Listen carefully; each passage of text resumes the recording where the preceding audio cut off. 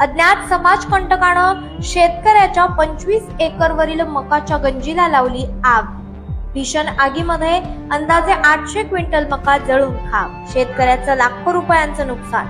नाशिकच्या येवला तालुक्यातील खिरडी साठे या ठिकाणी शेतकरी वाल्मिक नागरे यांच्या 25 एकर शेतात अतिशय दुःखद घटना घडली, कारण घाम गाळून शेतकऱ्यांनी तो माल पिकवला होता आणि तोंडाशी आलेला घास एका अज्ञात व्यक्तीने हिरावून नेलाय, जाळून टाकलाय।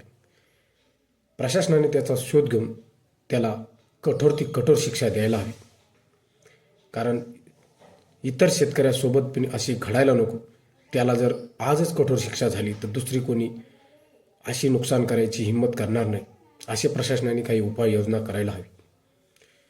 आणि ज्या पण समाजकंटकांनी हे कृत्य केले त्याला माझं एकच सांगणं आहे, शेतकऱ्याच्या मनगटाला धरून भांड, पण असे कृत्य करू नको।